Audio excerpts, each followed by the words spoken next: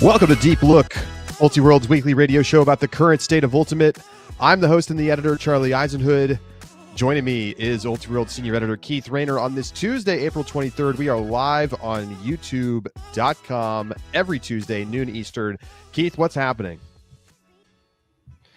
It's regionals weekend. Charlie, I should be asking you. I mean, last night probably was one of the most exciting moments of your sports fandom life, right? Here's the craziest bit. The New York Knicks. I mean, come on. The Knicks go down. The Knicks go down by 4 with about 60 seconds left. And Lewis wakes up and is screaming. So I have to go back in to take care of Lewis. And I don't see the Brunson 3. And I don't see the DiVincenzo 3. So I missed a whole sequence. And then I see OG hit the free throws and Embiid miss at the buzzer. So I had to go back and rewatch. So I've just been watching thousands of clips of this incredible sequence. The Knicks, Reggie Millered the Sixers last night, Keith. It was remarkable. The NBA playoffs have been pretty tremendous so far. Obviously there's some blowouts, the injuries stink, but we already have some great moments. So I hope that it augurs a dramatic postseason in Ultimate too. I hope so.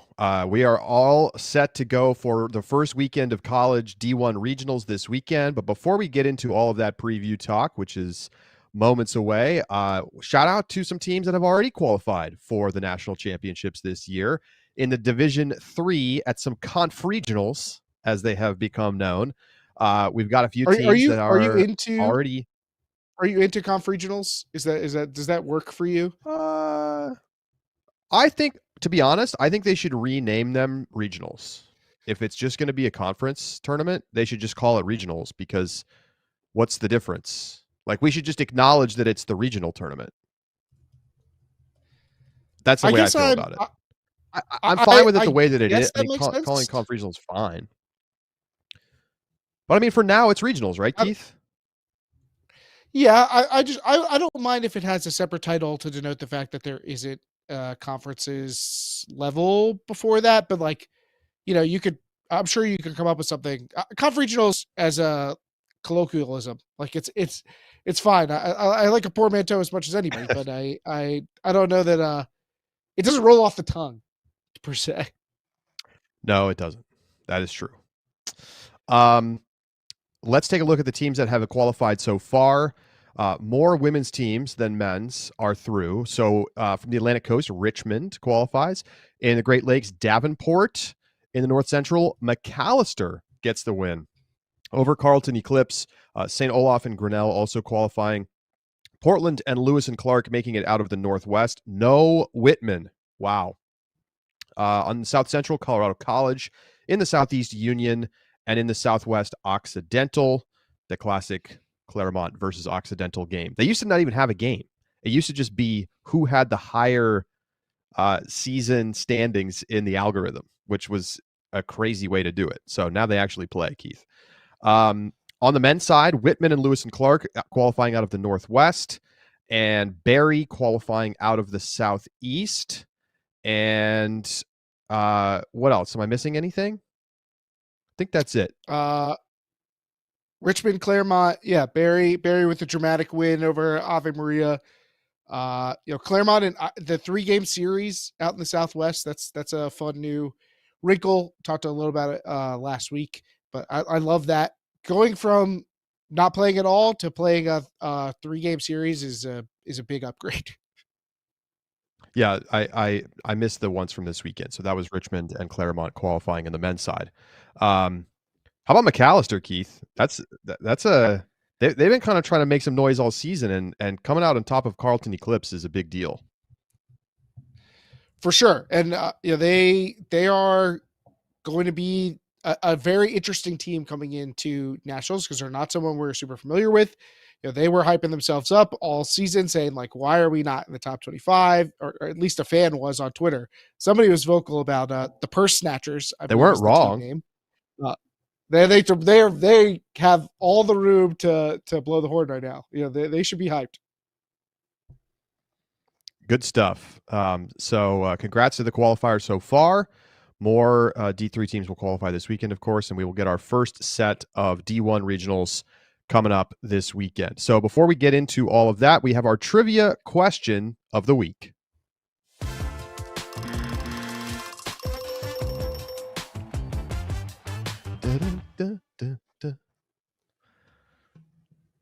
All right. It's postseason time, so everybody's chasing after chips. And this was actually brought to me. Somebody messaged me, and I was like, "Hey, what do you think of this trivia question?" I was like, "That sounds good to me."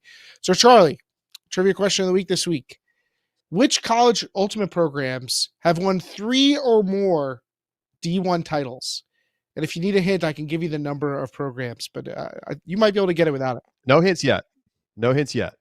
I'll take the easy one off the top before we hear about Sunset Lake CBD, and I'll give you UNC in both divisions. That's pretty much straightforward since they won the last 3, both of them. So I'll take those, and while we hear about Sunset Lake CBD, I will think about the rest. All right, and those in the chat, feel free to get in your answers, maybe help Charlie out a little bit. But of course, we are going to talk about Sunset Lake CBD. They are a farm that prioritizes sustainable and quality products. They use organic fertilizer and sustainable farming techniques, which minimizes their carbon footprint. No pesticides or herbicides are used to grow their hemp plants. And they use integrated pest management, which is like using the good bugs to fight against the bad bugs. Their hemp flowers, high quality because they are all sun grown. And, all that nature stuff definitely fits in here. And sometimes I could use a little bit of nature to help me feel a little more fulfilled. So my wife and I are talking about taking Miles for his first time out on Sleeping Giant, which is a nice little hiking spot near here for very casual hiking, very, very casual, like a toddler can participate. And looking forward to it, but I kind of have a bad back. If anybody who's played with or against me at Summer League has seen me suffering on the sidelines from my lower back ailment. But Sunset Lake CBD gave us the hemp salve with the arnica. So I can just dab a little on my back, rub it in. That'll have me feeling right, feeling comfy, even if I have to, carry my toddler back down the mountain because he won't stop trying to bring home large sticks, which is an actual thing. They don't tell you that that's going to happen. Your kid may want to bring home sticks. That happens a lot. But if I have to carry them, my back will be all right. So you can check them out at Sunset Lakes today. You can check them out at sunsetlakecbd.com and use coupon code DEEPLOOK, all one word, DEEPLOOK. You'll get 20% off your order. It'll let them know that we sent you, and that's from Sunset Lakes. They're farmer-owned, Vermont-grown Sunset Lake CBD. All right. Trivia answer, Charlie. You've had some time to think. Here. Yes, I have. All right. I'm going to start on the women's side. Okay. Stanford. For sure, obvious Carleton. Oregon, I'm pretty sure has at least 3. Santa Barbara? I think that they had some from back in the day and the one recently. How many more are there, Keith? And are those all correct? You've named all the women's division teams, but one of them, you had more than were necessary. One of them was not correct. Oh, okay. My guess is that UCSB is wrong. No, UCSB is right. Oregon. It's Carleton. Only has wrong. 2? Oh, it's Carleton. Oregon has 3. UNC has 3. UCSB has 5. And Stanford with a towering 8. Yeah, Stanford, crazy. Wow, okay. I know Dartmouth didn't get there. I guess Carleton hasn't gotten there. How many do they have? Just 1? I think they have 2. I'm going off memory now, but I think. On the men's side, I'm going, Black Tide for sure. That's Santa Barbara. Carleton. Pitt only has 2. I think Colorado only has 1 or 2. Ooh, I'm really not sure. I'll say Colorado, and I think that's my list. Okay, well, I must be missing one. I think the Chad has some good answers in there. As Reed Let me go pointed out sneak and look at the chat. Oh, Wisconsin. Wisco. Did Wisco get there? Did they get 3? They did. So they had back to Wow. back in 2008 and 2007. They also won in 2003. Okay. UCSB also correct. They got there. How about Colorado is not correct. Yeah, I So wasn't sure. they don't have enough. Pitt only got the 2, as you mentioned. The one that you're missing Brown. Brown with 3 Oh, titles. Brown. That's right. That was their 3rd when they won in 2019. Yeah, they won in 2000, 2005, and then again in 2019. So for 5 men's division teams, Black Tide, they got 6. UNC with 5, so chance to tie the all-time record for UNC in the men's division. Carleton with 4, Brown with 3, and Wisco with 3. All right. Well, great trivia question and a good challenge. It's time to get on to our regionals discussion. We have 6 full regionals this weekend, along with the Ohio Valley men's. The women's tournament is next weekend. So, Keith, how are we doing this? You want to go in alpha order? Do you want to start with the most bids? What are you thinking? Ooh, yeah. Why don't we start with OV women's, just because it's like the lone outlier, or OV men's, excuse me, that that's taking place this weekend, and then we can work our way through. We can each pick. We can just jump around as we see fit. You can alternate who picks the next one. That works. That works. So, Ohio Valley men's 2 bids and of course, a very good Pittsburgh team sitting at the top of that Ohio Valley. Then you've got Penn State as the second bid earner, and you've got Ohio State hanging around. And that's kind of the list. I mean, you have to go all the way down to Temple at 60th. Case Western is 70th if you're looking for other potential challengers. But I think the real question is, Keith, can Ohio State upset this Penn State team? Or is this finally the year for Spank to get to nationals? That is the big question, and we've seen those teams play close games. I think it's clear, however, that Penn State has the stronger resume on the whole. You're picking an upset if you're thinking about Ohio State. Now, this Penn State team is pretty unproven. Ohio State has had the stronger track record as a program. So maybe you lean on like, hey, what do these Penn State guys know about winning the big game, right? Like they've never done it before. Maybe that's your argument if you want to try and pick for them, but I think I still just got to stick with the stronger team in this. I think that the gap could be big enough that Penn State can be comfortable. Does Penn State have a chance of catching Pitt? I think they give them a game, but the safe money is still with Pitt. So I'm going to take Pitt and Penn State in that order, and I think that's probably what most people will think about. Oh man, I think it's a lot closer call than people might think. Obviously, Ohio State has the pedigree.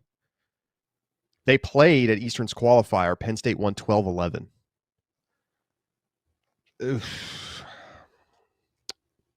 I do think Penn State is the more talented team.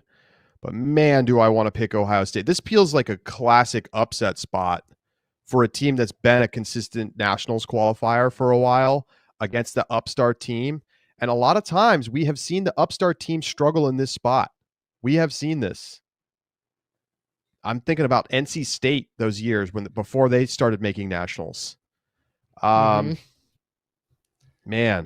it's a hard call. Do you pick the talent? Do you pick the team that you know playing at its best is going to win the game? I just don't know. Ohio State has been solid if unspectacular. They lost all their games at Easterns. You don't love to see that, but they did play some tight games there. I like the fact that they got the test playing at Easterns. Penn State does the same thing. They go to Easterns. They win twice. They beat UNC Charlotte and UNC Wilmington. They also have some close games. It's a total toss-up for me. At the end of the day, I'm going to stick with Penn State, but I will not be surprised at all if Ohio State gets the win. I think it's basically a pick 'em. I agree with you that it feels very, very close. So I even picking Penn State, I'm not doing so with like the utmost confidence. This feels like it's one of the most like you should be paying attention to what happens in this game to go. Should we get there? I will say we're all getting a little bonus. We had it backwards. It's the women's that's this weekend.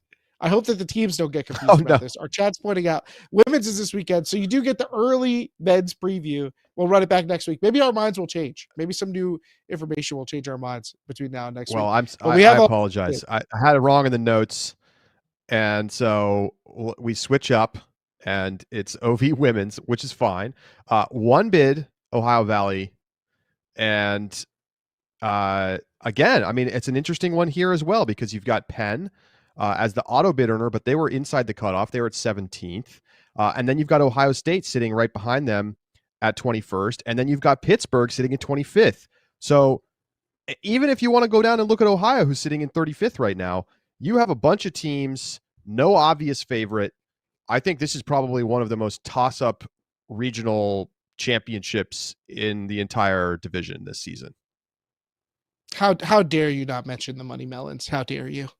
I mean, your big three, right? I think that people will be looking at are UPenn, Pitt, and Ohio State, and with good reason. Ohio State got a 1-goal win over UPenn, I think, at the first game of the year. UPenn has subsequently beaten them.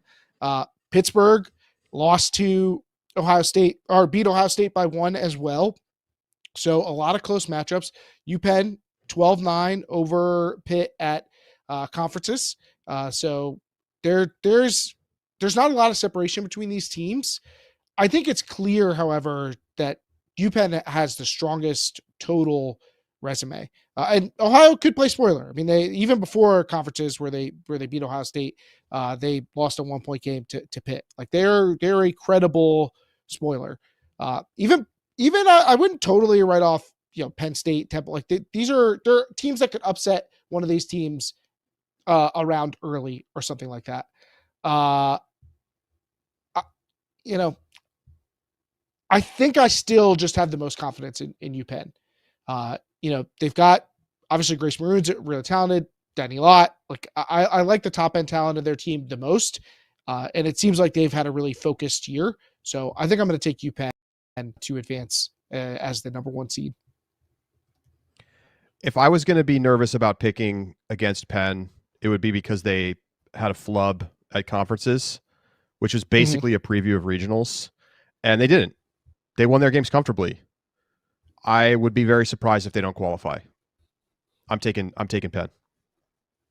Wow, very confident answer there. Yeah, I think. What more do you need to see? I've learned over the years, you really got to trust the data. Obviously, sometimes teams buck the trend. Sometimes we see surprise upsets. It happens. But a lot of times those upsets are signaled by an upset at conferences or a late collapse down the stretch of the season or something like that. But we're seeing the opposite from Penn. I'm trying not to, as usual, I'm cautioning myself about reading too much into conferences, especially in situations where teams are pretty secure in their positions. There's a question in the chat about what to make of Ohio State's struggles at conferences. Like, it was super windy from what I could tell. The scores are really low. Like, I'm not stressed about that. But I still think UPenn just has the strongest squad. Yeah. Where do you want to pick next? Where do you want to go? 2 things. First of all, Michael Lee says, "Let's go Knicks." You bet. Theo Shapinski, Knicks tape, baby. David P says it took me 15 minutes to bring up NC State underperforming. I mean, that's just part of this episode. That's just how it is. But I'm not hating. I think AC's not till next weekend, right? So I'll save my thoughts on them. All right. Well, let's just go in alphabetical order. I think we should go to the Great Lakes next, Keith. All right. Great Lakes. This is another one bid year in both the women's and men's divisions. A close call, obviously, for the women's side. And I think that's where I want to start, because to me, that's where the juice is here. We've got two top 25 teams. You've got Notre Dame and Michigan. Michigan's having the best season we've seen from them since I don't know. I'm trying to think of when the last time Michigan was this good. People don't know. The kids don't know that Michigan was like a semifinalist They were a multiple powerhouse years in a row back in the day. Yeah, they were a powerhouse. So no doubt. It's been a while. I mean, they haven't qualified for nationals in 2 years. So this is just a really up year for Michigan, but Notre Dame is a very, very credible challenger for them. They've played pretty close in their resumes. I think Notre Dame, obviously they lose the bid because of Tally Classic, blah, blah, blah. They lose to Michigan 7-3 conferences. Again, I'm not too worried about that. They lost 10-7 when they played at Commonwealth, which I think is a lot more representative of how close that the two teams are. And I do think you're really looking at a 2-horse race, although we've said that before going into this regionals at Great Lakes and then seeing craziness, sometimes because of the weather. But you've seen the likes of Northwestern Chicago going in there and upsetting somebody. This feels like, to me, a Michigan team that's just like firing on all cylinders. They see themselves as a national level team. They're playing with confidence. They have the best player in the region in Cat McGuire. I feel pretty confident picking Michigan here, even with a good team like Notre Dame up against them. Notre Dame doesn't have a chance, Keith. It's already over. Oh, put a bow on it. Look at this Michigan team. Why is there any question about this team? They have not lost to Notre Dame. They just crushed them. Sure, weird game, whatever, 7-3. Well, 7-3. I mean, that's a beatdown. And look at their losses. Okay, let me go through their losses from the season. They opened their season. The only arguably bad loss that they have is to Georgia, 12-10. And that's not that bad of a loss. That's the first game of the year against the number 16 Georgia team. Since then, they've lost to number 4 UNC, number 3 Carleton, number 7 Tufts twice, and number 4 UNC again. And a lot of these games were fairly competitive. This is a Nationals team. I mean, this is a classic Nationals team. I think that the spread should be probably 3 to 3.5, 4 points. Michigan is going to comfortably advance out of the Great Lakes. It's funny that the resume you read off for them is very similar to Notre Dame's, just the scores are a little bit wider. Notre Dame, two goal loss to Georgia. They also lost by 1 to Pittsburgh, but then they got crushed by Carleton. They lost 10-6 to UNC. They got crushed by Tufts.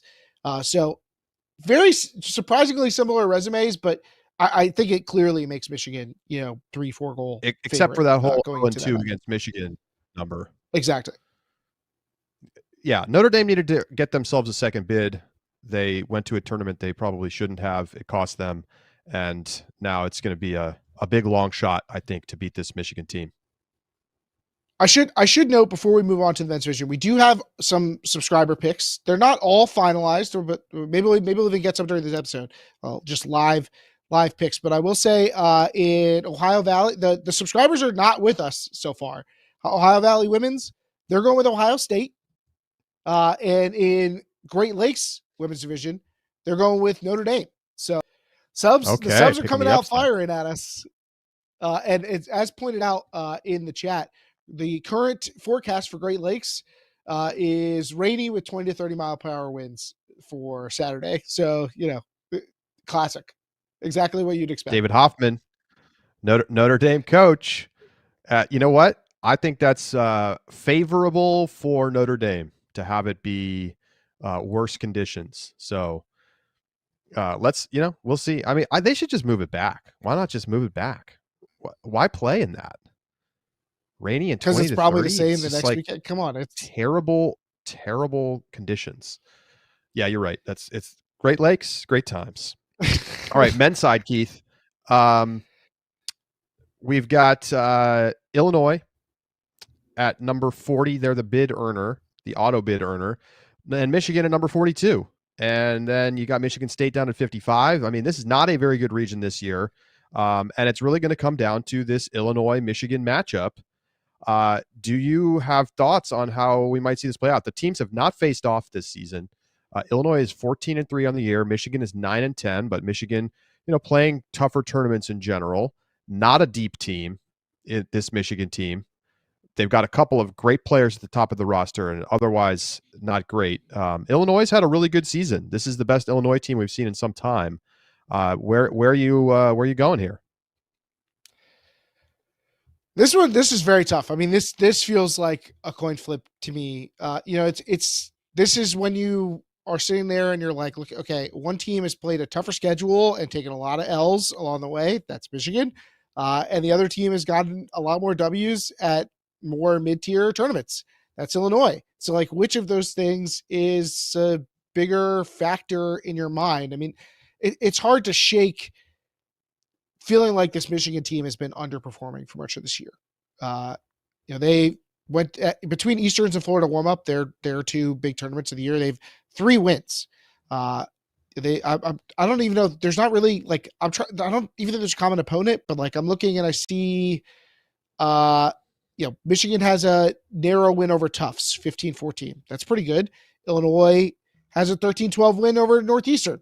That's pretty good too. Like Northeastern and Tufts feel pretty similar, right? Like, can you really draw that much separation? Michigan has some tough losses. They lost to Northeastern 13-9. There, I found a common opponent. They lost to Emory. They lost to Texas A&M. They got crushed by Minnesota, but they also played tight with NC State. They played within 3 of UAH. Michigan lost to Michigan State at conferences. Do with that what you will. Illinois was dominant at conferences. Good sign for them for where they're at. Oof. I mean, it feels like a cop-out at this point to go to Michigan. Like, you're going to Michigan on, like, reputation only, and, like, maybe, they have the win over Ohio State. They have the win over Tufts. But, by golly, I think I'm going to go there, man. I think I got to go. Some guys who've proven it to me over the years in club and college, some championship pedigree. They have iron sharpens iron kind of thing. I don't know. I mean, they have the most impressive wins. I think I'm going to take Michigan here. I don't feel great about it. Well, I know Theo Shapinski is listening, so he's not going to like what I have to say, but I just don't think I see it, Keith. This Michigan team just hasn't been very good. They just haven't been very good. They lost to Michigan State at conferences. To be fair, they turned around to beat them in the final. Maybe some substitution patterns going on there that makes that a little more explicable. But, 10-6 with Eastern Michigan. I mean, I'm sure that they're using conferences as an opportunity to get run for their bench, which they frankly need. But Illinois, on the other hand, has just looked like they've been getting better and better over the course of the season. Will it surprise me if Michigan wins this game?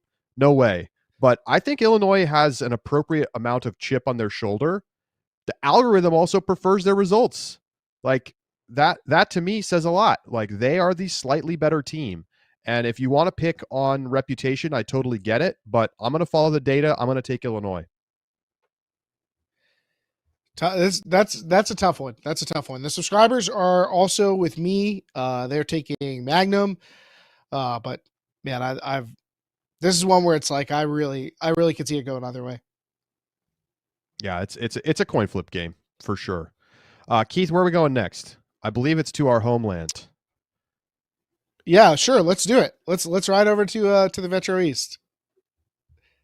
We're really kicking off with the heavy hitter regions here, Keith. A little Great Lakes and Metro East action to get it started. Look, we are picking for regions where it's really hard. So in that sense, we are picking some of the toughest ones, and I'm taking you to the land of chaos right now, and that's Metro East men's. I mean, good Lord. What could you possibly use to divine which one of these teams is going to play the best this coming weekend in Middletown? Like, I mean, like, there is no team to make a clear case for. None. Someone in our Discord said Ottawa, who won Western New York, maybe they should be the favorite. I mean, I guess. They played. It's NYU's year, baby. Like a handful of games this year. They played 7 games or whatever. Like, I don't know. Maybe it is NYU's year. Why not? This is the most why not situation you could find for sure. in the entire country. So this Ottawa team is going to regionals. That's confirmed. That's 100%. We don't have full lists yet, but I believe they are. That is the word. I mean, look, Ottawa has not lost. They are 3-0 against SUNY Binghamton. They smoked Cornell in the final of Western New York Conference's 14-8. That's good enough for me. I also think generally the Canadian teams are pretty good. I mean, we've seen that these men's teams that come down from, Ottawa and Ontario, like they're solid. They don't often play at regionals and try to get a bid to nationals, but I'm happy to roll with this Ottawa team just because, like, where else are you going to go? I mean, the bid earner in this region is SUNY Binghamton at 90 in the rankings. 90. So why not take the team that's 3-0 against them? I mean, you constructed a pretty solid argument, to be honest. I definitely think that I'm off of Cornell, in part because of the results at conferences. Everything else is like a mismatch of teams that have beaten each other and lost to each other and lost by 1 point a bunch of times, like anywhere from UConn to Cornell to Princeton to Rutgers to NYU to Yale, like Buffalo, Binghamton. I mean, you're literally talking about like 10 teams that are going into this weekend thinking it could be us. I never do this, but I don't trust any of these teams at all. So I'm just gonna pick with heart and take UConn. I mean, I've literally no faith in anybody in this situation. So I think Ottawa might win easily. I think Ottawa might win easily. They were not they should be a favorite. A bid earner, but they were 32 in the rankings on FrisbeeRankings.com. Now, obviously, that's not a super small sample size of 4 games from the regular season. But, I mean, they clapped Cornell at conferences. I really think that this team might easily be the best in the region. And the only reason that you're not auto-picking them is because they didn't play enough games to be noticed more. I think they're the favorites. I think they're the most reasonable choice. But I like my Metro East with a nice dash of chaos in there, and picking Ottawa is not the chaos move. You know what Metro East regionals begets.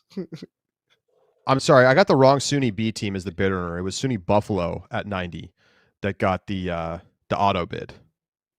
Ha! You made fun of me when I made that same error. Hey, thank you. Batch 82 points out Ottawa beat McGill 13-9 in quarters at the Canadian University Championships. I mean, that is all you need to know. Keith's going to want to change his pick now, but too late. I really might. Late. I mean, to be fair, that was in the fall. Like, what's the fall? Like, who else won in the fall? That's the Canadian Nationals. What do you mean, what's in the fall? It's a Canadian National. That's when they play their season. What a out of nowhere Ottawa to Nationals. I bet not to say that it's not. I bet Ottawa was like, you know what? We should just go to regionals because we'll definitely get the bid. All right, let's move over to the women's side. Certainly a stronger set of teams in the women. Your bid earner is SUNY Binghamton at 41. And then you've got UConn at 47, Yale at 52, Cornell at 58. So a bunch of potential winners here, Keith. Are you going to go full homer? I wouldn't blame you. Look, this is really my only chance to legitimately hype up UConn. This is the best team that they've had since their run of nationals teams. I think that they very well are a real challenger. Like, they lost 12-9 to Yale conferences. I think that they can compete with the top end teams. I think if they catch somebody on a bad day, they can win. I mean, Hunabu, Carmen Lowe, like, they have players that can compete with the best players in the region.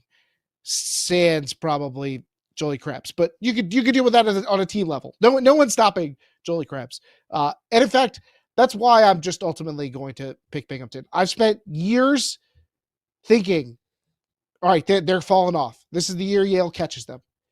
I can't do it again. I can't justify it again. Even with their roster losing so many of the components that had made them successful over the past few years, I just can't count on them to finally fail when Yale has not even been that impressive this year. They're good. They're clearly good enough to win it, but this has not been the most standout performance from Yale this season either. Don't read too much into ECI. They were playing without Wilhelmina Graf, their star player. If Binghamton was playing without Jolie Krebs, you'd see similar results, I think, from them at ECI. Yep. So I wouldn't read too much into Yale's ECI. But Bing went out there. They got the extra reps. They've had a strong run against Yale. They beat them in their one head-to-head matchup this year. It was a 1-point game, but I just got to side with what we've seen year after year and side with the best player in Krebs. So I'm taking Bing. Taking the three-peat team with the best player on the field is a good strategy. But you fail to consider something very important, which is that Yale got robbed last year, Keith. They got robbed. Oh, they sure did. It was a total scandal call at the end of the game that cost them a win. They should have won. They straight up should have won. And I think they're going to get this revenge game 100%. Here it comes. I'm telling you, Keith, Yale has been building up to this moment all season long. The teams are very balanced. And I just think, you look at the way that they came through in the, beating a very good UConn team soundly 13-9 at conferences in the final. I think they're ready to peak at the right time. I think they're going to nationals. We got a lot of differentiation so far, I got to say. Which is good. And, as the Batch, who maybe is an Ottawa homer, has pointed out in the chat that the Ottawa are strong in the women's division too.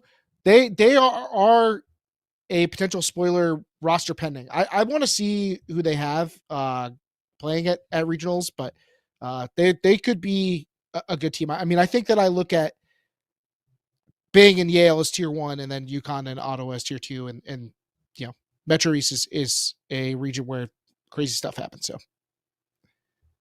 yeah, I mean, I wouldn't be shocked. I mean, Ottawa, they drop a game to Cornell, a weird one though, 6-5, but then beat them later in the tournament at conferences 11-4. So we'll see. I mean, that's the only games they've played this season in USAU competition. The Ottawa sweep, it's in play. It's in play. Time to move on. Right, next up. Well, let me give you one thing. So my subscriber picker for Metro East men's has declined to make a pick. So the first person in the chat to give me a men's division pick for the Metro East regionals, your pick is wow. First in the chat. So go ahead and spam it up. Also, hit that like button after you're spamming it up. I guarantee it increases your odds of being the one who gets the pick. All right, the first call is for Ottawa. All right, so Ottawa men's getting the pick for the subs. Shout out to Jalal. Young Chin asks about gotta hit the thumbs up. Young Chin asks about Metro East men. We just talked about that. So scroll back in the YouTube and you can check it out. All right, Keith. There are subscribers rolling with me with Ottawa on the men's side. Let's move on. What is next? Is it North Central? Yes. All right. 2 bid men's, 1 bid women's. Can we just go ahead and get it over with the women's side and just everybody just go ahead and put their Carleton picks in? For sure. I mean, you'd have to be clairvoyant to not or like being wrong, even though I do like Wisconsin, but they just have no shot against Carleton. This Carleton team is just simply too good. Wisconsin and Minnesota, one of those teams needed to earn a bid. Carleton's hunting a national championship. This is just a little step on the way. It's going to be all chalk in the North Central women's, I think. Who do you like to make the final and play them? Wisconsin. Should be a good game. I assume those teams will meet in semis, assuming the seeding works out that way. So Good stuff. The second highest ranked team in North Central, by the way, is St. Olaf in D3. So And they didn't even says win. something They didn't even about win their how D3 dominant region. Carleton's going to be. I will note Carleton faced a little challenge from Minnesota last year at regionals. It was not. It was a much closer game than I think many expected. Men's side, Keith, give us the breakdown. 2 bids in North Central men's, and stop me if you've heard this before. The teams people are going to be looking at are Carleton, Minnesota, and the Hodags and their 3 titles. Big favorites are going to be Carleton and Minnesota to claim those 2 bids. I think you're probably more unsure about who's going to win the region than if Wisconsin is going to knock one of those teams off. They're certainly close together. Carleton and Minnesota. Carleton got to win 15-14 at conferences. They played back at Florida warm-up to open the year. Minnesota got the 1 goal win. So you got even goal differential in their head-to-heads. I'm a cut backer this year.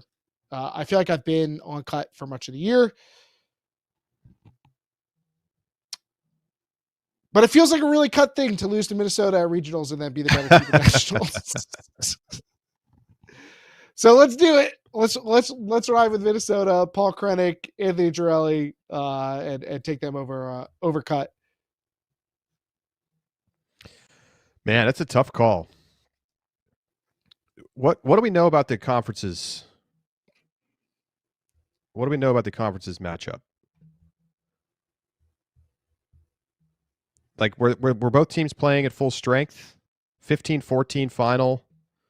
Man, it could go either way. I'm going to take the talent. I think Carleton's a little more talented.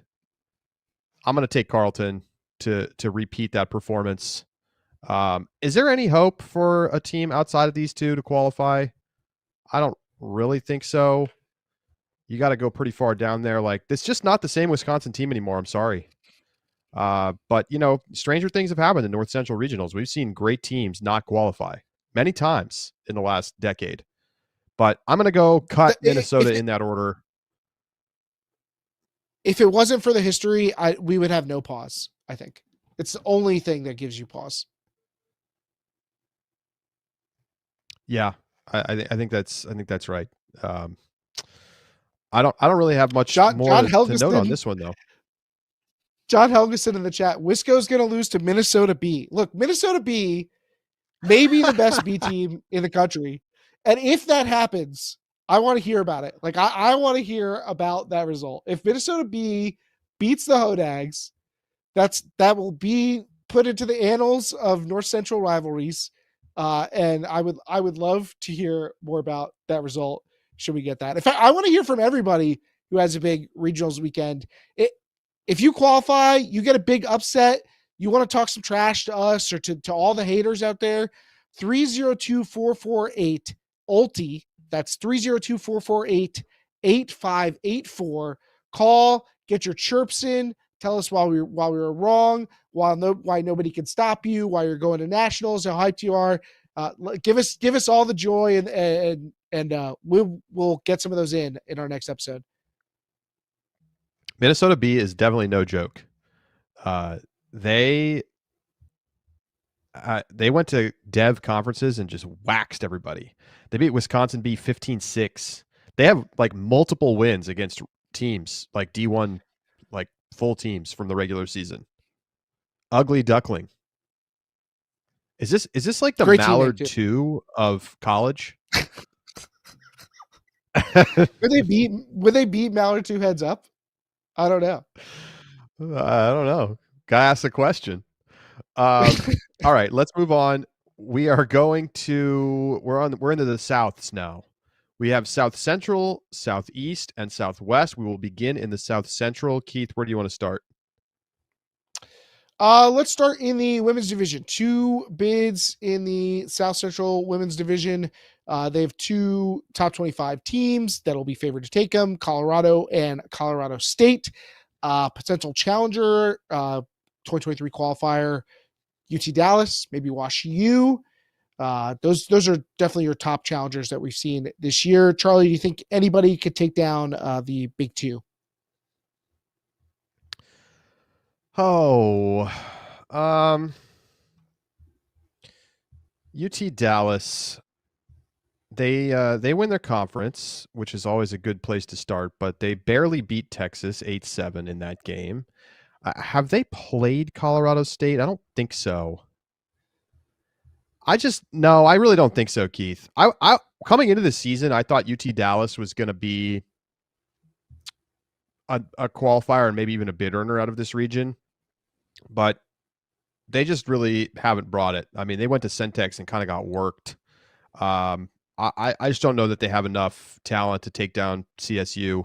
So give me Colorado and Colorado State in that order.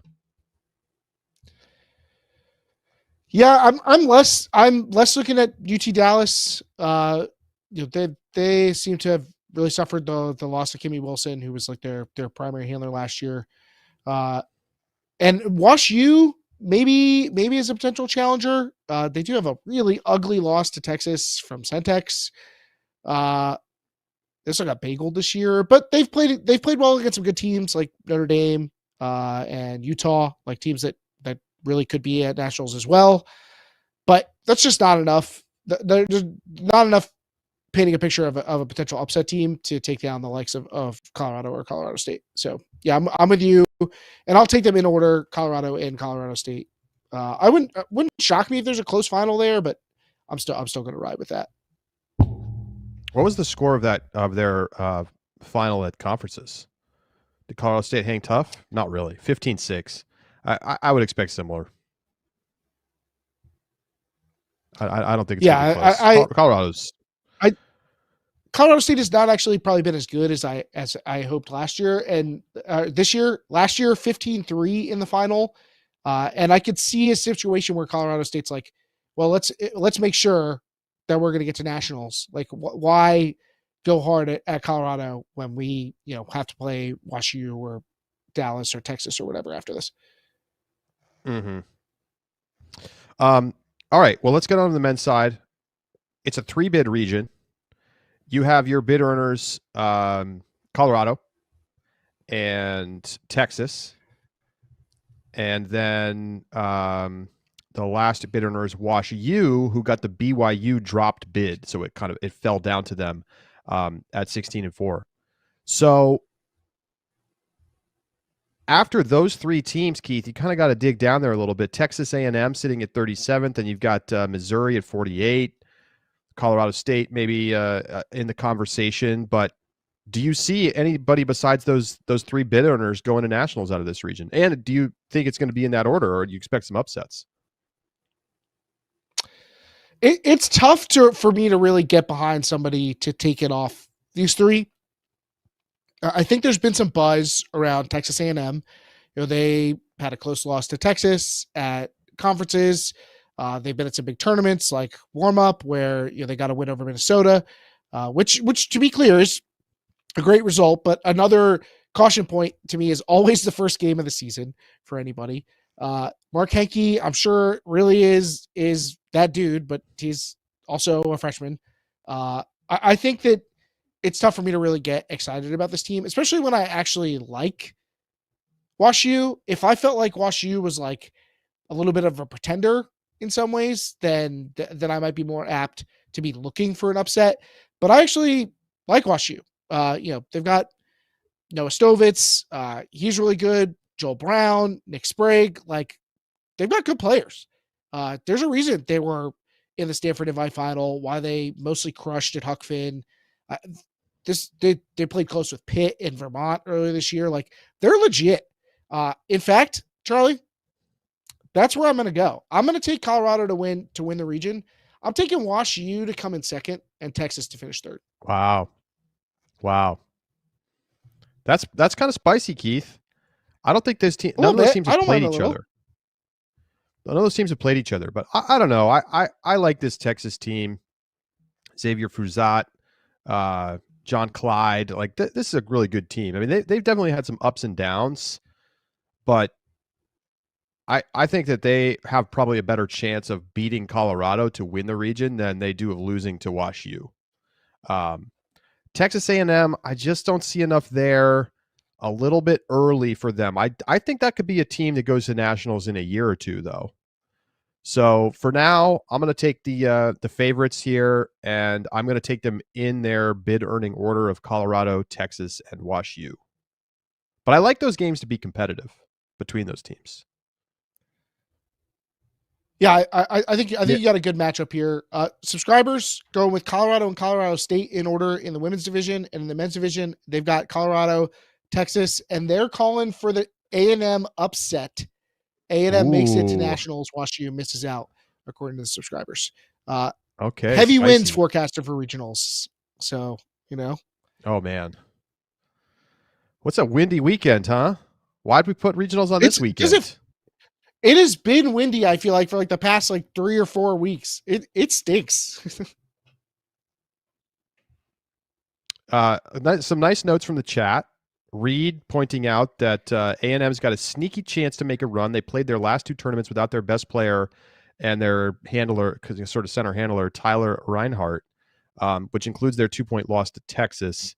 So, hey, getting him back, it's definitely not out of the realm of possibility. So maybe the subscriber picker has some inside knowledge there and picked A&M to take that last spot. WashU did win their conference. Texas and Colorado did the same in their conferences. Let's move on. Southeast. It's 1-bid women's tournament, 2-bid men's. I think we should start in women's because I think it's a quick conversation, Keith. It's Georgia all the way here, yeah? Yeah. I will say there's a little bit of intrigue with this Central Florida team. They haven't played anybody, but basically nobody has come close to beating them all year. I mean, their scores, they've bageled 30% of the games that they played. They were bagely people. That's something that you notice. I mean, literally. It's got to be that zone, right? 13-0, 13-0, 13-3, 11-1, 11-0. They went to one tournament and gave up 5 goals or something like that in the whole tournament. That's ridiculous. They crushed the conferences too. I mean, they crushed Florida back-to-back games. They give up 8 total goals between Florida. Their roster has 9 people. Are we going back to the old days with Central Florida? Lindsey Evans, I think, is kind of their core offensive player. But Joe Tilley's still there. He's worked the magic before. Could this UCF team be the truest dark horse in the field? There's some hype for Alabama Huntsville, who won Gulf Coast. Shout out to them. I mean, that's really a program that came out of the mud. And they crushed at conferences. I mean, they also gave up just 1 or 2 goals all the way. So could any of these teams really challenge an accomplished team like Georgia? I mean, if UCF's just on the zone, either the zone could keep the game close or they're going to get walked because Georgia has the answer for the zone. It's one way or the other. I don't think you're going to get a 3 or 4 goal win. You're getting Georgia wins by 8 or Georgia wins by 2, I think. And if it's win by 2, now you're in the range. But I think the 2 or 3 best players here are going to be on Georgia's side. So yeah, I'll take Georgia. I made it a long conversation because I do think that UCF team has a very interesting look on paper. Well, you love to see a team that's using kind of this unique defense to push an advantage. And I mean, let's remember, even when back in the day when they were doing this, they had more talent than this current team does. But I mean, they were putting the screws to top teams that had no solution to the zone. So high above their weight class. I mean, oh my gosh, knows how to do that. I love that you brought this up, Keith, because I don't think I realized that they had dominated Florida this hard at conferences. That definitely raises my eyebrows. I will say that. The thing is, I just feel like Fiona Cashin, Quincy Booth, they're going to be able to pick it apart. It's not an unbeatable zone. And I think if they just have to play catch out there, and that just only their best players make the tough throws. Like they have the throwers to actually answer a zone like that, and to get the disc back if they turn it over. I love the possibility here, but it feels like a stretch to me that they're actually going to be able to beat a legitimately good team in Georgia. Yeah, I'm with you. I'm going Georgia. Subscribers are on Georgia. Men's division. All right. Yep. Take us through it, Keith. All right, so 2 bids in the men's division. Your bid earners, Georgia and UAH, America's team, as it were. What a story. They're number 12 in our power rankings, earn a strength bid. I mean, program with little history on the national stage, if any. And here they are in a dominant position going into regionals. And as usual, you have like a pretty consistent cast of teams that are like, maybe we could be the team that gets the upset. Georgia Tech probably headlines that group. They were really good at Florida warm-up. Since then, leaving a little bit to be desired. Not that impressive. But do have Adam Grossberg, who is the real deal for sure. Easy all-region first teamer. What do you think? And any chance that somebody, Tech, Tulane, Florida, somebody comes out here with an upset bid against a UAH team that's never been in this position before? I think Georgia Tech has a chance, Keith. I do. UAH, only a 2-goal win over Alabama at conferences. You've got a Georgia Tech team that played tough, 4-goal loss to Georgia. Like they're clearly not going to beat Georgia. But, can UAH handle the pressure of regionals? I mean, that's been the question on my mind all season. There's a lot of tape on them. They're going to face defenses that are tuned to try to take away what they want to do. Can they do that? I think the thing is they're just talented enough to overcome some of those disadvantages. Like, I don't know if there's tape on Georgia Tech this year. We may have gotten them back at like warm up. But I just think, Kenny Taylor and company, they are a really good team, and they've been battle tested against great teams. They've had the chance to go and play at the big tournaments.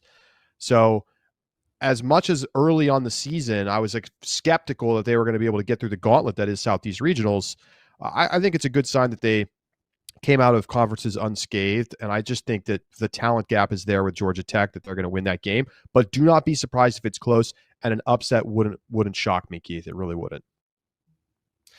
I think if UAH goes down, it's going to be in a tale as old as time, which is they get a real shot at Georgia, and it's 10-9, and UAH is like, let's do this. Let's take down Georgia, and they fail to do that, and they're in the backdoor game, coming off a disappointing loss. Spot. Maybe they're up. Maybe they're even up. Maybe they're up 11-9 on Georgia or whatever, and then blow it, and then they got to play Georgia Tech or Tulane. Seen it so many times at Southeast Regionals. I will never forget watching Florida lose 3 straight games to go. Tough. Yeah, you got to be careful about that. Like energy management and focus and intensity, not overplaying the final, but still trying to win. Like they could beat Georgia. It's not out of the question that they could beat Georgia in the final. And it's a dangerous game. You don't want to go out there and sit your starters, because then you get this, you get your ass kicked in the final, and then that's weird energy, and you play a team that just won. It's a hard thing to manage. We see teams blow that all the time.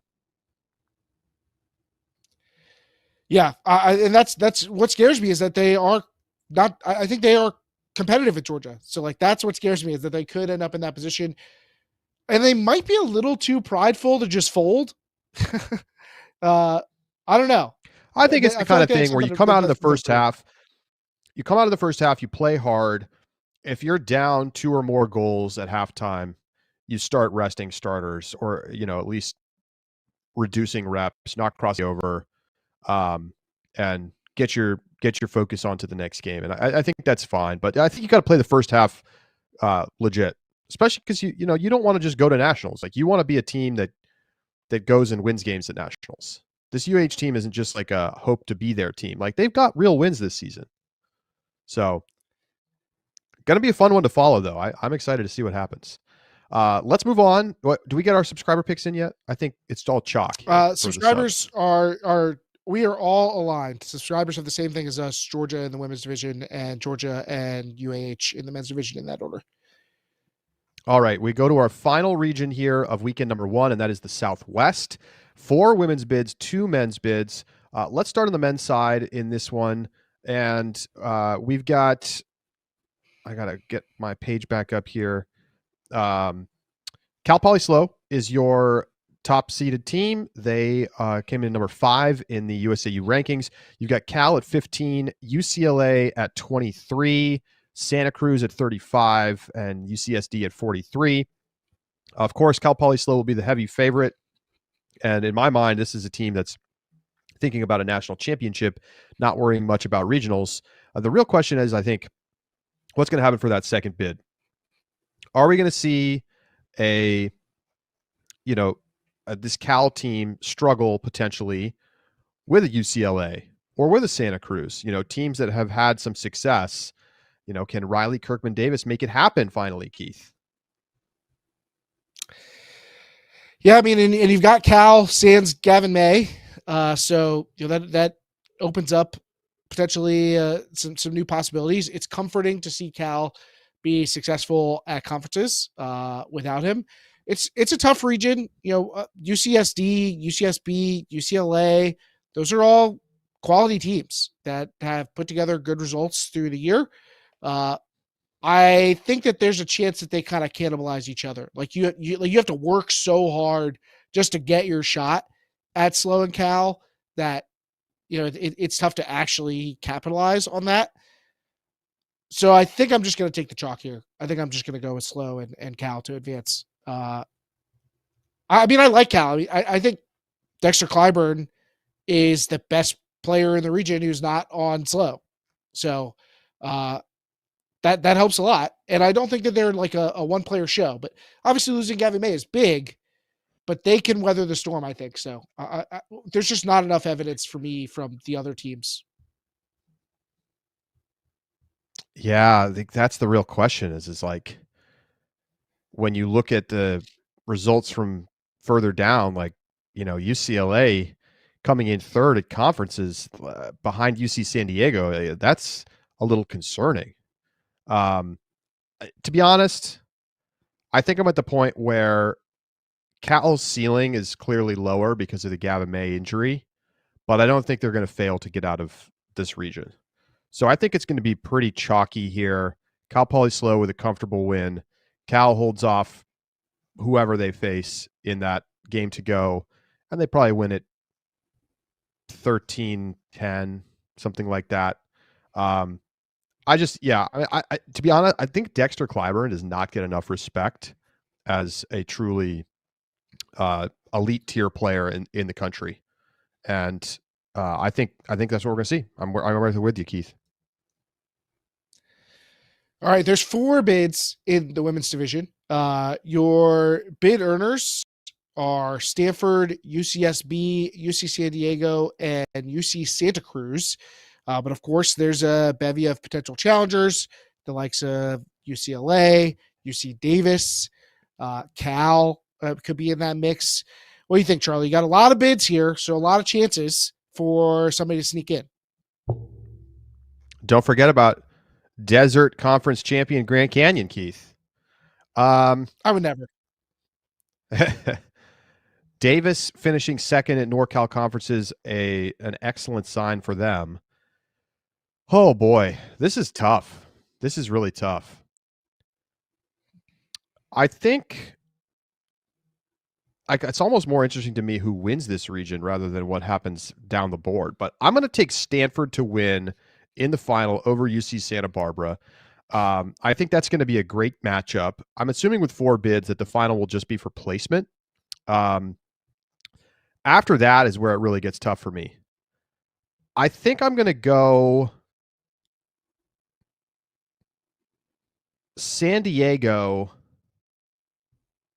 And then, Keith, I think I'm going to take Davis. I'm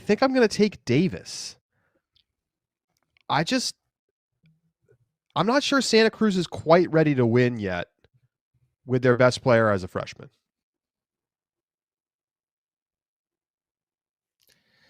Yeah, I'm struggling with the same thing. I feel pretty confident about the first three. I think San Diego is like closer potentially to the UCSBs than they are necessarily getting upset.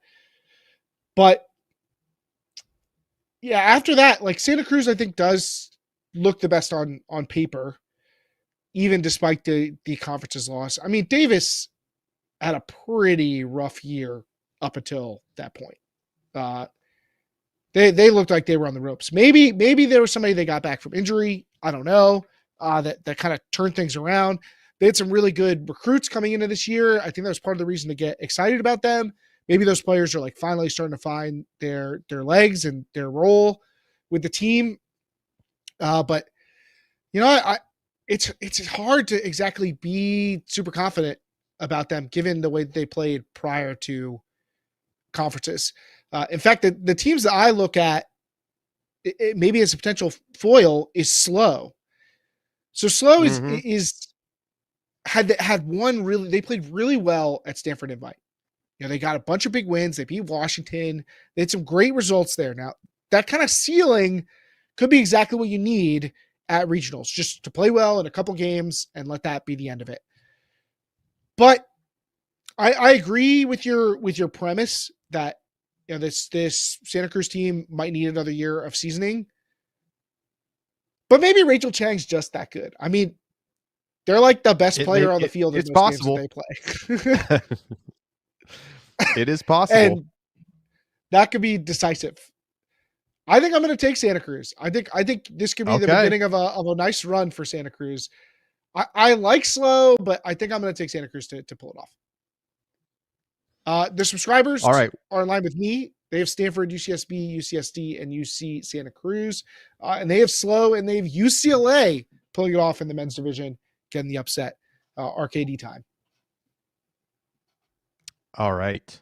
So if the subscribers beat me and Keith, we're going to just go ahead and start handing out subscriptions like candy. We're going to give out 10 free subscriptions for the month of May, so you can follow along with all the action at the college championships.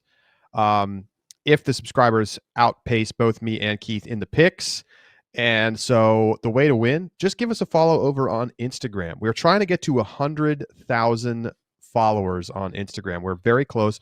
I think last I checked, we were over 96,000. I'll give you the number right now. We are at 98,300. So help us get to the 100K mark. There's going to be more giveaways when we get to 100K, but now is the chance to get yourself an opportunity to win a free subscription. And I hope you don't win, but I also hope you win. Well, Keith, you know what, Charlie? Good luck. You know what, Charlie? What's that? Charlie, I'm gonna go above and beyond. If we get 25 likes on this YouTube video, I'll give the subscribers a bonus point in the picks competition. That's it. I did not get Charlie's approval. I'm just doing this. 25 likes on this video, and you get a bonus point. A free point. So, that could be the difference. This usually comes down to the wire. It really does. The score is often decided by like 1 or 2 points. So this is a pretty big swing. So be sure to hit the thumbs up on the YouTube video. If there's 25 likes on this video, by the time we're doing this, then yeah, I will. So subscribers beat us last year, and we did Hot Twos, which you can watch right now with an Ulti-World subscription, as Keith and I get roasted by increasingly hot sauces. And that's available now in your podcast feeds and on the website. Okay, so we're going to take a quick break. When we come back, we're going to break down the start of the UFA season. It's this weekend. Stay with us.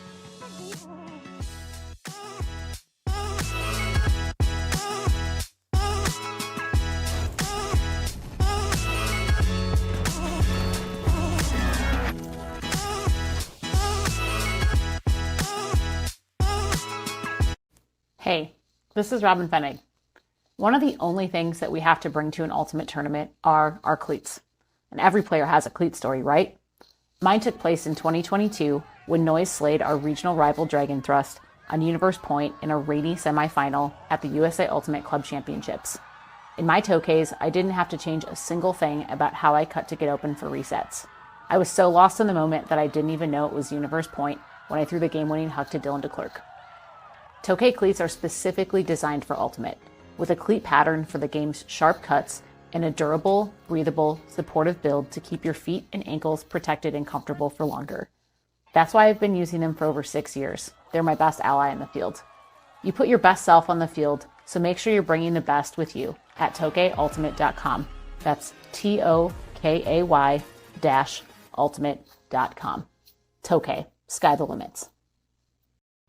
Heads up, Breakmark now has sublimated 5-panel hat.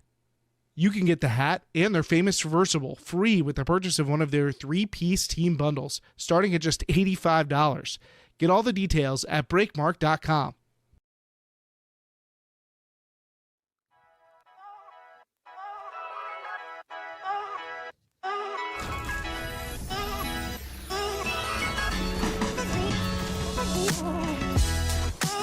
Welcome back to Deep Look. The 2024 Ultimate Frisbee Association, aka the league formerly known as the AUDL, is back this weekend. We get it going Friday afternoon, first games of the season. And the New York Empire defending a championship from 2023. Keith, this is not quite the same Empire team, but they are still probably going to be the front runners coming into the year, given what we've seen from them over really the last 5 years as a program and the talent they keep bringing in. The Empire's UFA journey, it's like they just keep replaying the game on a slightly higher difficulty. Like, the opponents get a little better, it feels like, every time, and then their conditions get a little worse. It's like, can we still just win every game anyway? Yeah, and it's interesting to look around. We're going to go division by division here in a minute, but just to talk about the Empire, of course, they lose Jeff Babbitt. It's kind of an ugly, dramatic exit. As a part of that, Ben Katz leaves the team. Personal friends with Babbitt and didn't like the way that he was treated. And so he's gone. Both of them have signed with the Glory, who also just announced that they signed Orion Cable. So you're adding Orion Cable, Jeff Babbitt, who are going to be two of the most dominant bigs in the league, straight up. A defensive specialist, which Boston desperately needs in Ben Katz. You got to like this Boston team's chances now that they've kind of coalesced and brought a lot of this talent in. All of a sudden, they look like a team that could challenge DC for a spot in the East Final, especially with DC losing a couple of guys, including Christian Boxley. And I mean, is it possible that they could beat New York in the playoffs, Keith? Yes, it is possible, Charlie. I mean, they just keep adding more weaponry, right? And we're seeing New York get further and further dinged in the talent department. I mean, maybe there's some sort of we're more focused, but we talked about this last time. There's just no way in which you can construct a cogent argument that the Empire minus Ryan Oscar and Jeff Babbitt is better than with them. So they are getting worse. DC is John getting Lithia better too. Come on. I mean, yep. It's definitely possible. It's definitely possible. Otherwise, I mean, I think you got to look to last year's finalist, Salt Lake from the West. Of course, the championship weekend will be in Salt Lake, an extra bonus for that team. Now, they still have to qualify out of the West, which is not a given with Colorado and some of the other teams in the division with them, but they look good. They're adding more talent, and I think that they've now had that opportunity to play in a big spot and lose, which is kind of what it takes to go further and win. I was talking to an Empire player, Keith, and he said that he felt like the Empire are still very much a championship contender, but they're at the level of the other top teams in the league rather than being on a tier of their own. And I think it's going to make this season much more interesting. I agree. And I agree with that assessment. I think that they are now in the tier with the other teams. They're at the top of that tier still, but until proven otherwise, instead of having, a sizable gap between them. And it's just kind of like, can somebody catch them on a bad day and play the right way? Like, I think that they're going to have a different level of work, and maybe it'll be a bit surprising to them. Maybe coming out and having to really work for it every time out could be a little bit of a shock for those guys. DC is still a really good team. They lose a couple of key pieces, but otherwise have a lot of continuity. And, they've got the strongest overall contingent of men's players in the division right now. You see Truck Stop winning last year. That they couldn't answer the Empire in an unbelievably played game from New York in the East final last year, where the offense basically just didn't turn the disc over at all, and DC just had no answers. I think the big challenge for the other teams in the East is that New York's defensive line is still going to be extremely good. I mean, you look at the progression we've seen from Antoine Davis, from Marquez Brownlee. Those guys have been fantastic. DC, always going to have a chance, especially playing at home. I think it's pretty important that DC and Boston, for that matter, really try to chase home field advantage in the playoffs, because I think if a team has to go to New York and play there, it's going to have a tough time beating the Empire. But I think they have a real opportunity if they can get a home game for that East final. Charlie, you haven't really mentioned the wind chill yet. I'm waiting for it. Do you think that they're you think they're legit? Do you think they could contend for a title? I think they're legit. I think that their defense is one of the best in the league, if not number one. The question is, can their offense play to the level that it needs to in order for them to be more consistent as a team? Obviously they took the brutal L to Salt Lake with the crazy play at the end there. But they add Matt Rader. If Abe Coffin can get fully back to the highs that we've seen him in his career, why not? Why not Minnesota this season? They were just very inefficient. Think they may not have Abe Coffin this year. I think he may be taking the year off. I think he's taking a year off. Oh my gosh. Is that recent update? Did I miss that? That's April tough. 12th is when I see that dated. I see. I missed that. Well, that I think really lowers their ceiling as a team. Look, they're still going to be good. I don't see, unless some things come together for their offensive line, I just don't see them winning a title. You got to have a better offense. Yeah, I'll be curious to see, how they go about trying to create a stronger offensive flow. What will Dylan DeClerc, how will they deploy him? He's obviously a good defender, but he's a key goal scorer. Can Matt Rader smooth some things over? You have a nice centerpiece to build around, I think, in guys like Wilbray and Bivon. But, do they have the other complementary pieces necessary to get it done? I do like that this team has a ton of continuity and a lot of young guys who I think are going to get better. I think Paul Krennic and Anthony Girelli, they're adding Leo Sobel Fernandez. Like, I kind of like the young energy on this team, and Brant, who I think we're going to start seeing ascend towards, being an all AUDL kind of player. Like, I think that he could be a key to taking this team and making them a contender.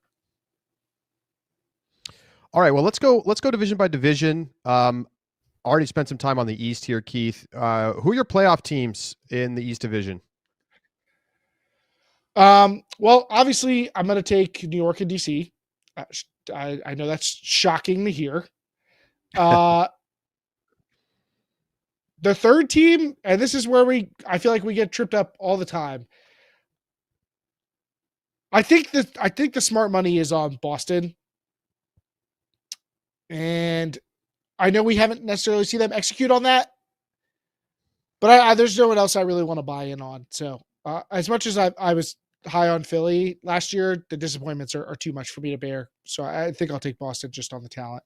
Well, Toronto's hopeless. Montreal's hopeless. They had Toby DeCrane, which is cool, and Quentin Bonneau is coming back, but I just don't. They don't have the talent up and down the roster.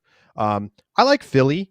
they're a good, like, gritty, hard-nosed team, but I just don't know that they've done enough in the talent department to overcome a Boston team that already beat them out for a playoff spot last year.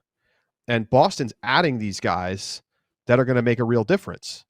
I would have been a lot more concerned about Boston if, like we expected, they didn't have Orion Cable, but they do now. Who shows up game to game is always the big question for the Boston Glory. If they don't have any of their guys on their road trips, then forget about it. I mean, Philly could beat them, but in a scenario in which they actually show up and play to their potential, they should beat all the teams below them in the East, and they might even get a home win against a DC or a New York because they finally have the talent to do it. The offense has been strong for this team, and I feel like it's got the chance to get even better. Can the defense step up? That's always been the question. But at the end of the day, I've still got New York advancing out of the East, with DC taking down Boston in a close game in the first round of the playoffs. So let's move on to the South. Austin, of course, making that epic run last year after they kind of had their cupcake schedule, playing Dallas a million times and Houston. So, but they get the big wins in the postseason, and they advance to championship weekend where they get throttled by New York. But no shame in that. That might be the best team we've ever seen in the UFA. So Carolina loses some really important guys like Joe White and LSB, Maku Johannes, but they bring back some really important guys like Henry Fisher and Alan Laviolette. A bunch of youth joining this team as well. They're still going to be really competitive, Keith. Atlanta also loses some guys, adds some guys. Austin looks basically like about the same team, kind of just running it back. So I have a hard time assessing this South Division. I think Austin's not going to make this run again. I expect that. I just can't decide if I want to say Carolina's going to get it done this year. I think Atlanta's going to the championship weekend this year out of the South, with Carolina beating Austin in the first round of the playoffs. Yeah, it's funny because I feel like there's just like the top three teams in this division are pretty evenly matched. I think there's a strong case for each of them, and the bottom two teams in this division barely belong in the league. So it's kind of a weird divide in that sense. But I don't exactly know how to prognosticate between that top three. I think when it comes down to it, I like Austin again, kind of like Minnesota, being a team that has a lot of young players who are going to get better, and counting on that continued development and having that continuity. I think I'm going to take Austin to win the division, and then I'll take Atlanta and Carolina behind them. In the super early power rankings from the UFA proper, they had Austin at 4, Atlanta at 5, and Carolina at 6. So it gives you a sense of these are three really good teams that it's. I think it's difficult to decide preseason who's actually going to come out of there and win. All right, on to the Central. Keith, where are you going here? Well, the Central, I've already touted this Minnesota team. I still think that they're going to be the best team in the division. So I'm not too worried about that, although we've seen them be a little inconsistent at points in the regular season in years prior. It's really more about what's going to happen after that. I do think the addition of Joe White to Chicago, they also get John Lithio, some nice beef, some big cutters. So I think that's enough to make me feel like Chicago's a pretty solid number 2 in the division. And then the third spot, we've seen Indy be pretty successful, but they haven't had a ton of challenges. Is this the year that Madison gets back into it? Do we start to see them come back to life as a potential postseason team? I don't know necessarily that their roster itself blows me away. And that gives me a little pause. Whose does? Right. I think I'm ready. I think I'm ready for the return of this team to prominence. So I'm gonna take Madison as the third team out of the Central. I'm right there with you. Minnesota, Chicago, Madison. Those are my picks as well. I think it's a big deal that Madison gets back KPS, Kai Marcus, and look, they've still been a tough team to beat at Bree Stevens. They're going to be a great defensive team every year. I don't think they have the ceiling with the offensive talent to get past the Union or Minnesota. But I love that matchup at the top. Assuming Chicago plays with full lineups, like that's going to be a great game. Minnesota, Chicago for the title. I take Minnesota, but I won't be surprised if Joe White can carry them. He's really good. He's really good. Okay, to the West. Of course, your favorite is going to be last year's finalist, Salt Lake Shred, and they're getting better. I mean, they do lose a couple of guys, but they add a bunch of players. Joe Merrill returns to the team. Taylor Barton, who was a great player for BYU back in the day, he comes back. Grayson Retberg, a really talented young player. And maybe most importantly, Ben Field. He is a really nice piece to pick up. They do lose Joel Clutton, who, of course, was a big part of their stunning win over Minnesota at championship weekend. Devin Terry, Max DeLynn gone as well. But I like the pickups more than I feel like the losses hurt them. And this was already the best team in the West. I'm not convinced that Colorado is better. I think they've probably gotten worse with some of the losses that they've taken, like Spicer and Calvin Stoughton, Connor Tabor. They pick up some nice pieces as well. They're still going to be good, but they're going to have to play a lot better defense if they want to be taken seriously in this division. And then, it's kind of like a mix of who the hell knows after that. I don't really have a great feel. I think I'd probably take Oakland if I had to pick right now, but to me, it's very much a toss-up for that last playoff spot. Yeah, it sounds a lot like our conversation last year. I think I feel a little more confident about both Oakland and Salt Lake than you do. Like I think that the Shred are going to be the top team in the division. I think we're going to be talking about them as a potential number one in the power rankings, especially if we see New York take an L. They do have a decent setup with like DC coming there. I don't necessarily expect them to win that game, but I do think they'll have a shot. Don't forget that like two of Salt Lake's like most important players were like 18 last year with McKay Jorgensen and Will Selfridge. Yep. So that kind of continued development. They're another team that could really benefit from it.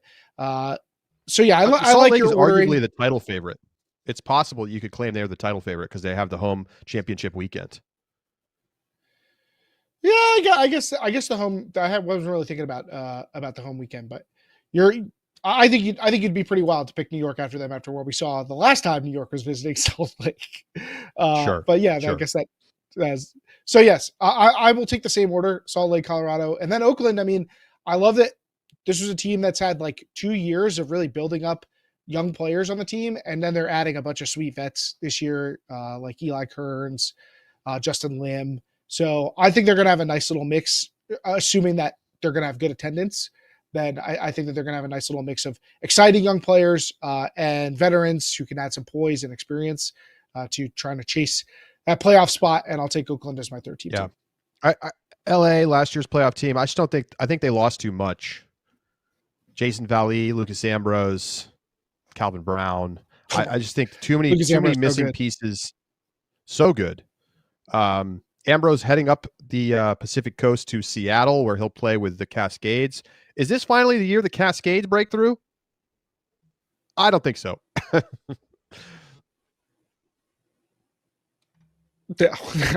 on. Sorry, podcast listeners. He's doing a bad job as a podcast host, just shaking his head silently. Look, we're live on video. Come join us on the YouTube. Look, we've said our piece on this Seattle team before. It is, to me especially, I was the one who was in on them at some point because the talent is there. The buy-in is not. What is the deal with this? Until they show like something. The ownership needs to decide. Like, are you going to take it seriously, or are you just going to like roster 50 people and just be like, "Hey, who wants to go play this weekend?" Like, get serious, Seattle. It's embarrassing. Sweet to see Khalif on the billboard, though. Yeah, that's cool, but like half the time these guys aren't even playing. You skip every road trip? What are we doing? Most frustrating team in the league. All right. So is it, I guess we gotta do it. We gotta make our championship weekend 2 early picks. So I think, do we both have Salt Lake, Minnesota, New York, and are you taking Austin to championship weekend? Yes. And I'm taking Atlanta. Yes. Okay. Who are your picks to make the final and win it all? No, Charlie. I'm gonna take DC. Let's do it. Oh, over New York, DC. Out of the East? Wow. Yeah. Give me DC. Let's go. Let's do this. All right. So my picks to make the final. Big. I'm gonna take Salt Lake and DC. And then DC does what the Empire would have in their stead, and DC wins this thing. Well, if that's what you're looking for, we're going to get that sneak preview this weekend, because the clearly the best game of this opening weekend is DC at Salt Lake to kick it off as part of the Super Series. So, Keith, you're calling for this to be a championship game preview. Who do you like in that game this weekend? I want to pick Salt Lake, the home field advantage and everything, but I'm shaken by what we saw last season. After seeing them get all hyped to host the best team in the AUDL, and DC shows up, and New York shows up last year. This time it'll be DC, and kicks them in the teeth. I think I got to take the road team again. I need Salt Lake to prove it to me that they're ready.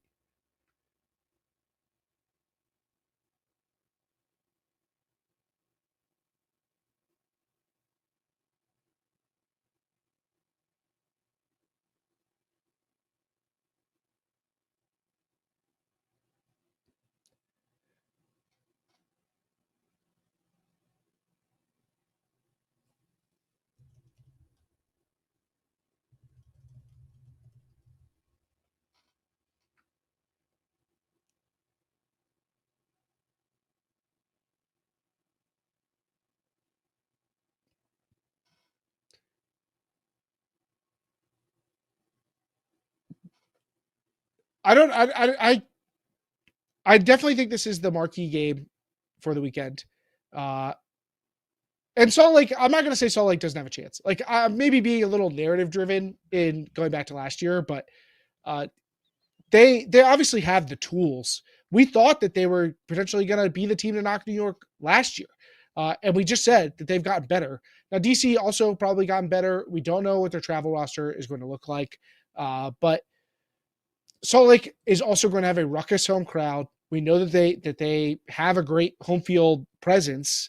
But maybe last year's championship weekend experience will keep them from being as shaken as they were facing off against New York last time. Maybe having the big bad team come to their house, they'll be a little more prepared for that emotionally.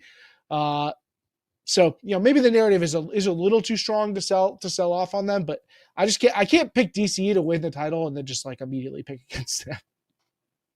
I totally get that. By the way, I'm sorry. I was just sitting there having this wonderful conversation with myself while I was muted, and nobody said anything to me. So I just kept going and going and going. And then Keith was like, what the hell is going on? So I apologize. I was making my picks for the weekend, and I'll run them through very quickly again. I've got Boston winning at home against Montreal. I've got Houston winning at home against Dallas. Minnesota getting the road win against Pittsburgh. New York, easy victory over Montreal. I've got San Diego going 2-0 on their road trip over Seattle and Portland. Oakland beats LA at home. Atlanta beats Carolina in Durham. And I've got Salt Lake winning that game, Keith, against the DC Breeze. I think they're going to defend their home turf this year. They're going to go undefeated at home this season, at least until the playoffs. All right. I reserve a right to change my mind later. I'm with you on a lot of that. I'm with you on Boston, although I bet Montreal gives them a scare. I think the first time out for this Boston team, you get a little bit of frustration, and then like maybe fourth quarter pull away. Houston over Dallas, Minnesota over Pittsburgh on the road, New York over Montreal on the back-to-back. Man, that's a tough draw. Seattle, San Diego in Seattle. You know what? Give me Seattle. A little upset. I don't hate that. Oakland over LA, and Atlanta steals one in Carolina, and DC beats Salt Lake. And I guess there's a Sunday game too. Definitely taking San Diego on the back-to-back. I still take them over Portland in Portland. For the championship weekend, I'm taking, obviously we don't know what the matchups would be, but I think I'm taking it to be a rematch of the 2023 game, but I think Salt Lake wins at home against a slightly diminished New York team. I've got the Shred winning it all. We're circling around the same group of teams for sure. All right. Do we have anything else on today's show? I think that's it. I think we got a question. We got a question of the week, though. Let's go. We do have our question of the week. So this question comes in from Sean in Discord. Which team ranked in the D1 top 10 is most likely to miss nationals this year? So most likely to miss looking at our nationals power from the top rankings, 10. I think I'm assuming our power rankings and not the actual rankings, not the USAU rankings. Okay, I should say. That's fine. All right. Well, let's start on the women's side. I'm going to go with BYU, Keith. That's my hot take right out of the gates. Okay. So assuming BYU, which by the way, have we seen a regional schedule yet? Are they going to have a chance to qualify before Sunday? I think the last thing that I heard was that they will not.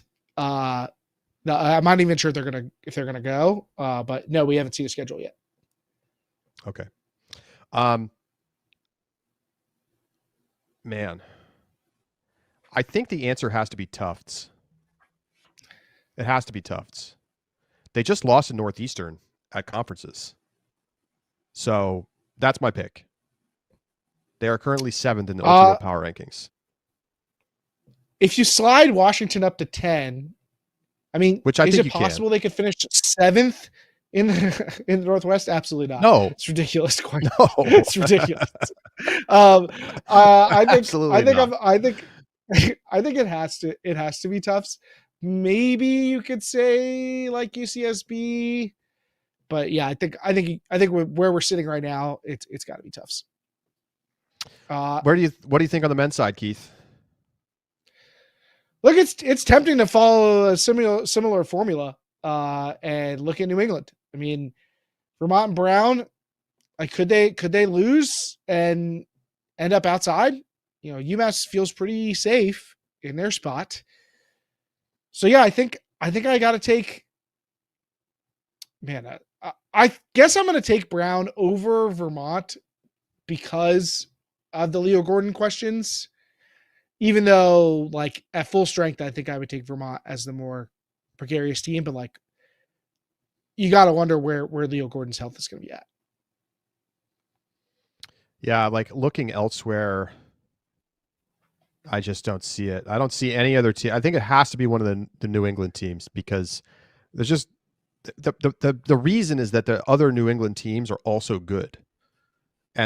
And the other regions, it's just impossible for me to see, for instance, Georgia. Let's say they lose to UAH.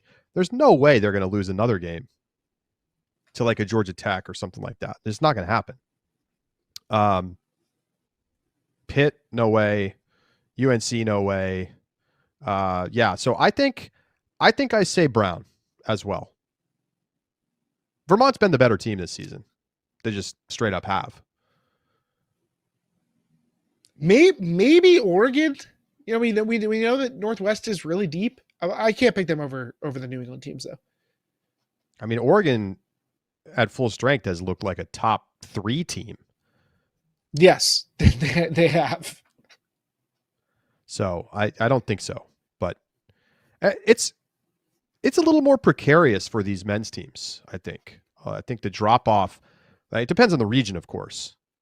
But, if you don't play good, you can lose at regionals for sure.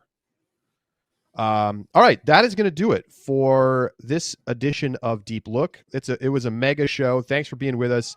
Hope you enjoyed the regionals preview. We'll be back to break down weekend number 1 and get you ready for weekend number 2 on next Tuesday. Join us for our subs-only conversation about Player of the Year and the Callahan and Donovan Awards. We'll see you there in the Discord right after this. Get those 25 likes in, folks. Give the subs an extra point. Thumb on the video. Let's do it.